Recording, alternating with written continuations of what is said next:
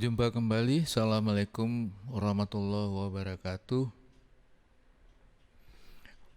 Salam sejahtera buat semua. Semoga kita tetap sehat dan dapat beraktivitas seperti sedia kala. Kali ini kita masih membicarakan faktor risiko ergonomik dan kaitannya dengan desain.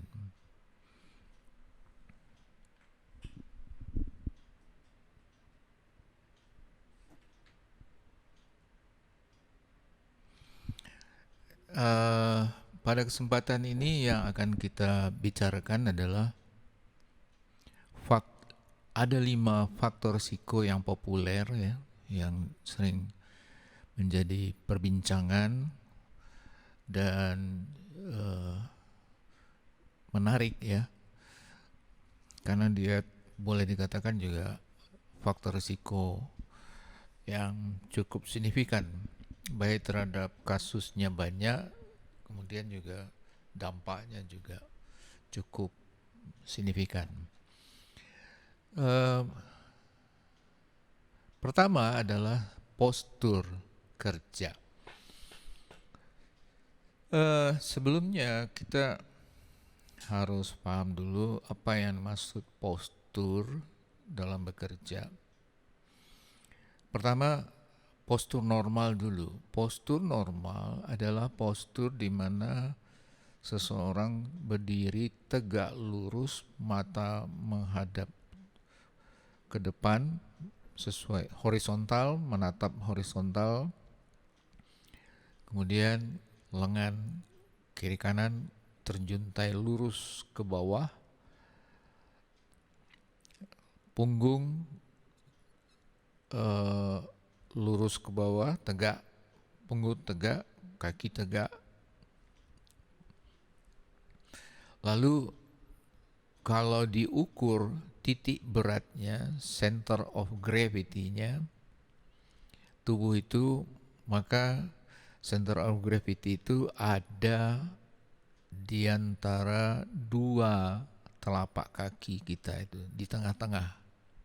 Anda bayangkan ya, telapak kaki Anda di mana 2 di bawah, kemudian di tengah-tengahnya, kira-kira disitulah center of gravity tubuh kita. Jadi dalam posisi itu tubuh dalam keadaan stabil karena center of gravity-nya ada di tengah-tengah fondasinya. Ya, itu postur normal. Ada postur janggal atau canggung. Itu yang dimaksudkan adalah terjadi deviasi dari postur normal. Deviasinya macam-macam. Pokoknya patokannya adalah postur normal. Kalau membungkuk itu deviasi. Miring ke kanan itu deviasi. Miring ke kiri deviasi. Kalau kaki kanan Anda angkat itu deviasi, seharusnya kan enggak ya. Seharusnya kan ada di lantai tegak lurus. Kemudian kaki kanan Anda gerakkan ke samping kanan, itu deviasi. Lengan Anda gerakkan membentuk sudut tertentu untuk menggapai sesuatu, itu deviasi.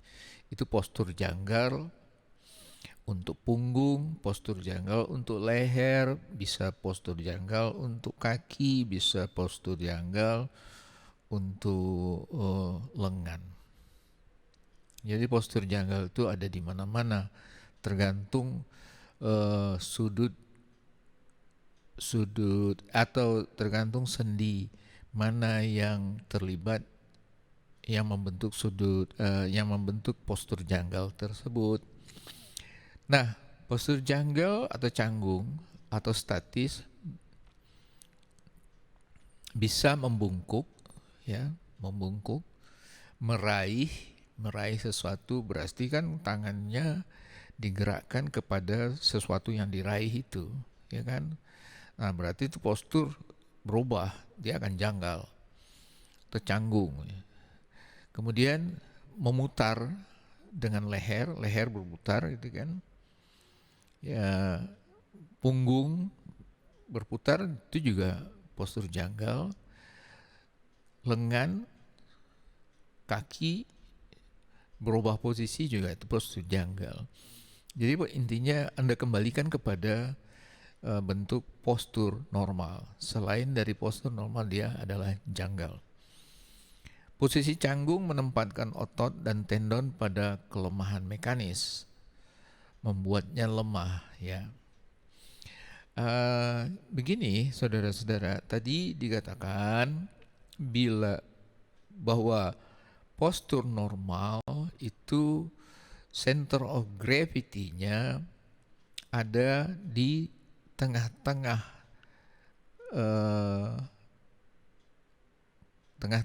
antara dua telapak kaki. Jadi di tengah-tengah fondasi tubuh kita. Fondasinya kan telapak kaki ya. Jadi itu adalah posisi atau postur yang stabil. Artinya dalam keadaan stabil itu pergerakan otot minimal.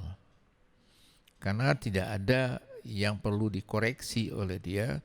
Sementara kalau sebaliknya, kalau postur janggal katakan membungkuk, dia unstabil, maka tubuh harus melakukan koreksi agar dengan cara menggerakkan otot-otot bagian belakang tubuh supaya bagian tubuh kita itu sehingga tubuh kita tidak jatuh ke depan karena membungkuk tadi. Jadi itu yang dimaksud ya. Jadi posisi canggung itu menempatkan otot dan tendon bekerja dia.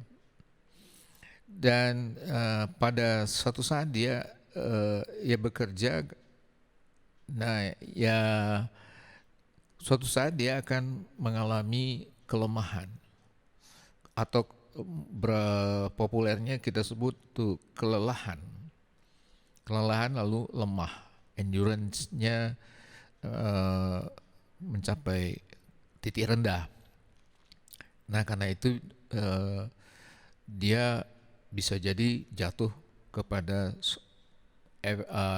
hal-hal yang tidak diharapkan, bisa kecelakaan, bisa juga gangguan kesehatan karena otot-ototnya bekerja cukup keras, bisa juga lama, bisa juga berulang-ulang gitu kan.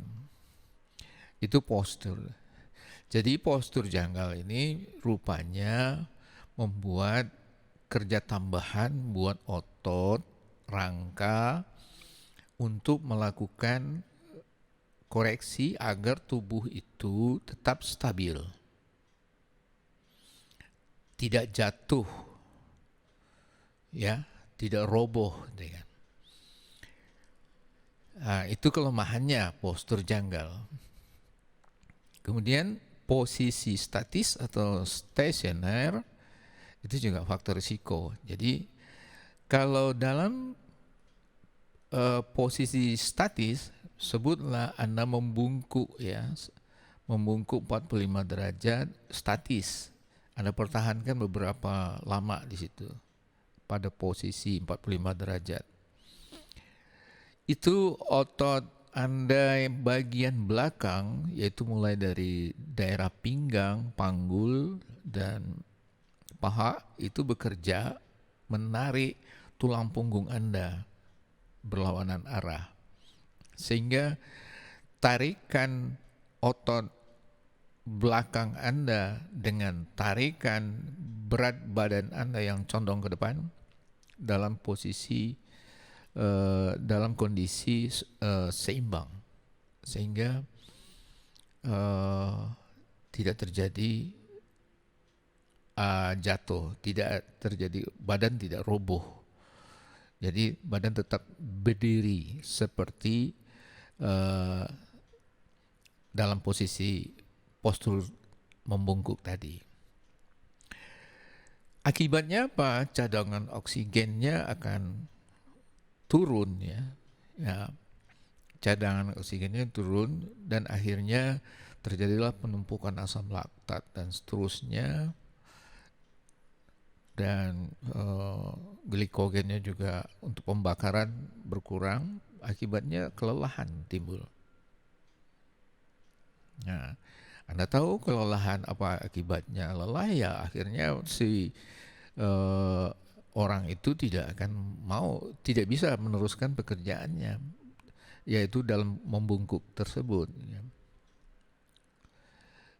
Tidak sanggup, jatuh pada ketidaksanggupan, itulah risiko nantinya timbul. Posisi statis membutuhkan lebih banyak pemulihan daripada gerakan dinamis. Ini maksudnya posisi statis itu tidak diinginkan itu karena kondisinya buruk, akibat kondisi-kondisi yang diakibatkan buruk dibandingkan gerakan dinamis. Jadi posturnya dinamis, boleh membungkuk tapi sebentar berdiri, tegak lagi, membungkuk lagi, tegak lagi, membungkuk lagi, tegak. Itu namanya dinamis, posisi atau gerakan dinamis. Ya jelas ya, itu postur jungle. Jadi di sini postur jungle itu adalah faktor risiko yang menonjol. Itu sering ditemukan pada pekerja.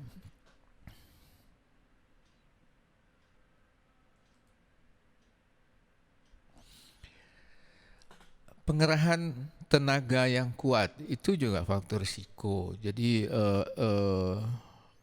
pengerahan tenaga yang kuat itu kan sama, metabolisme akan meningkat, ya. Supply metabolisme meningkat, sisa metabolisme juga meningkat. Salah satunya asam laktat, diperberat lagi karena kekurangan oksigen, ya, anaerob, terjadi reaksi anaerob di ototnya. Pengerahan tenaga yang kuat ini sering pada pekerjaan jenis lifting, ya, yaitu mengangkat benda atau objek, katakanlah gini gambar, dari lantai ke atas meja, lifting, diangkat ke meja. Jadi ada pergerakan vertikal. Kalau carrying, membawa satu objek, ya, dengan beban tertentu yang cukup berat, itu pengerahan tenaga yang cukup kuat. Itu pada carrying. Pushing, mendorong. Jadi pengerahan tenaga yang kuat pada saat pushing.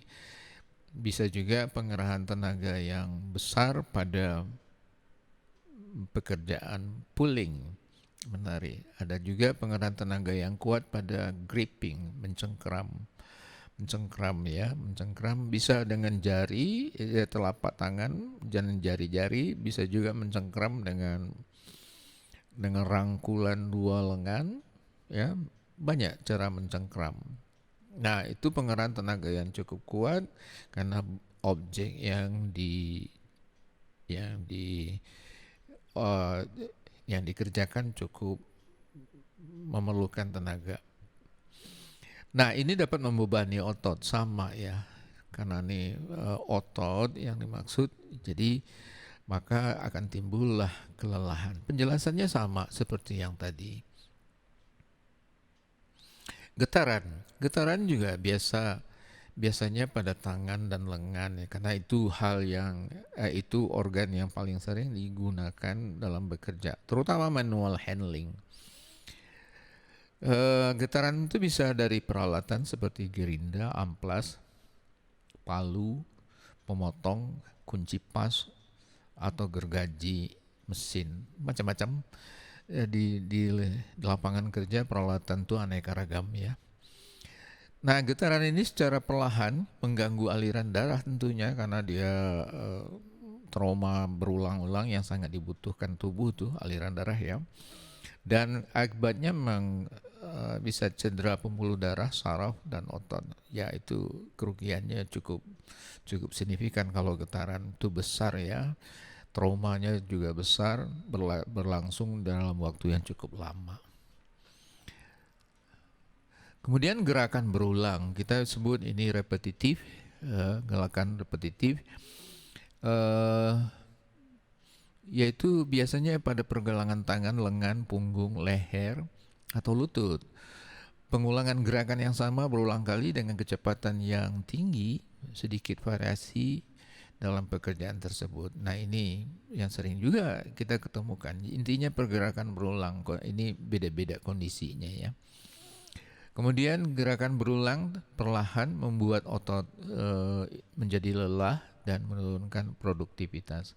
Saya rasa itu saudara-saudara untuk sesi yang keempat ini mudah-mudahan bisa difahami dan kita nanti akan jumpa pada sesi yang kelima. Terima kasih. Assalamualaikum warahmatullahi wabarakatuh.